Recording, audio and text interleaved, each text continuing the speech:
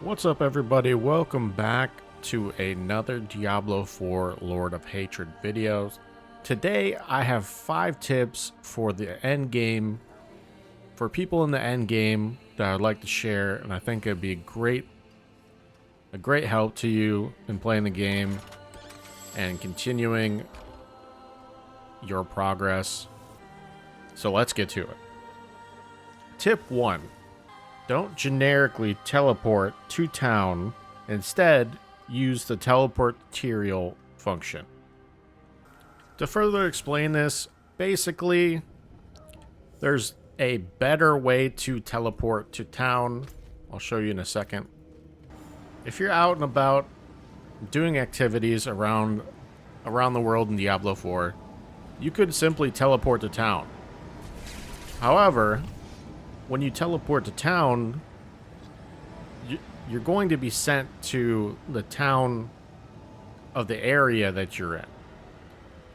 So teleport back to town. It's going to take me from Flare Jungle to the Karas Bazaar, right? So when you teleport back to town, it kind of sends you to any of the different town locations of that area. So instead, what I'm recommending to do, and this only works if you're not in the progress of your war plan, is to use the Visit Material function. Click Visit Material, and you are then sent to Temis, which is a small town that has all of the activities and all the things that you would like to access. It has your Whisper Tree over here. It has the war plans here. It has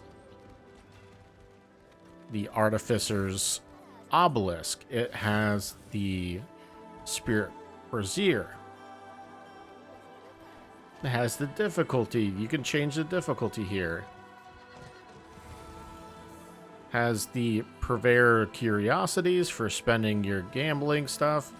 It has the Horadric Cube. It has everything you would potentially need, all in a close vicinity. And that's why I think this is a great tip. Tip 2. For making a good item, make sure you keep your ancestral, even your magic and common items. Okay, for this we have a magic item that's ancestral. And prior to this expansion, you may have think, it's just a magic item. Unfortunately, it's ancestral. It's kind of garbage. I don't want to use it. However, with the Horadric Cube being added to the expansion, you can now add affixes to the pieces of gear. Now, why is that important? Well, when you add an affix to a 2-affix magic item, you will get a rare ancestral item with 3 affixes. And then you can add another affix. And let's say you don't like what was added to the item, you could remove it and turn it back into a magic item, or even more, you can turn it into a common item by removing another affix. So you can essentially reset the item as long as you have the currency. Now, with that in mind, some of these currency items are extremely rare, so I would not just do this every single time, but if you do have a good item and you have some promising stats, I would definitely recommend utilizing this feature. Tip 3. Amalgamation in the cube. Amalgamation is one of those cubing recipes that I didn't really see or even understand. So with amalgamation, what you can do is take a consumable, and you can, if you have 5 of them, you can transition or transmute them into a higher tier consumable. And also, so there we go, we have 5 runes in the cube. And let's transmute it and see what happens. Boom, just like that. We transmuted, and now we have a new rare rune that we can use for our rune words. Now, this also works for other consumables like nightmare sigils, the tributes, and some of the other stuff that you can basically combine together. And it'll tell you what does not work with it. Gear, for example, does not work. Talismans do not work. The rare charms do not work, but the things that are highlighted are the ones that you can combine. Tip number 4. Don't keep all of your legendaries if they aren't upgrades or potential items to use. Salvage them for aspects. So during your gameplay, you're going to come across a lot of different legendaries. And usually if they're a lower level and not level 70, they're probably not going to be used much unless there's certain instances. So the moral of the story here is you're going to come across a lot of legendaries that you could potentially use in other ways. So maybe you don't get good rolls on the item and it, but it has a legendary aspect that you like. Some people might think to keep that legendary for a later time.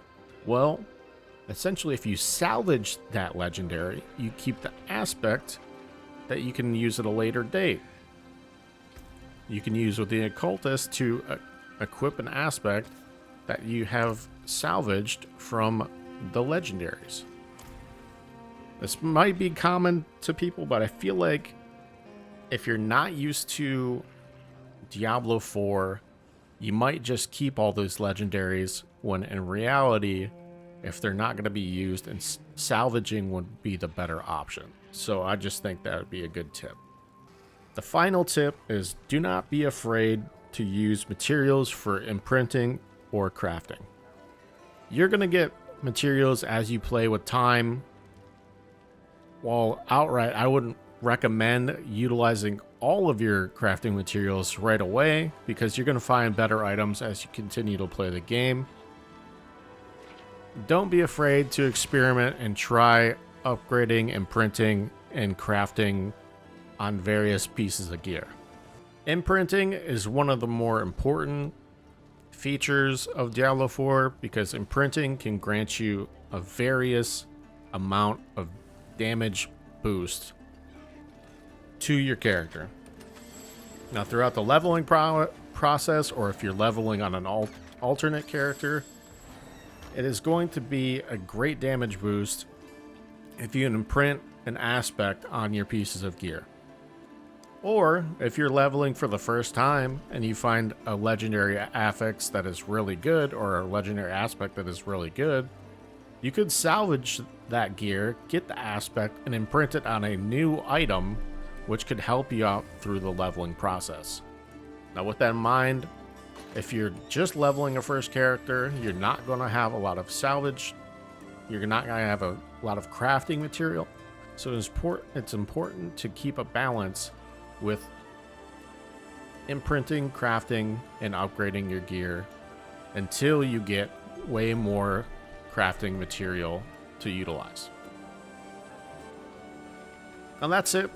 Those are the 5 tips that I kind of thought of while playing the game, and I think is extremely beneficial to the people both returning to the new expansion of Diablo 4 Lord of Hatred, and also new players joining the Lord of Hatred train and the new expansion. So I hope you get something out of this video. Like the video, comment below, subscribe for more, and we'll catch you next time. See you, goodbye.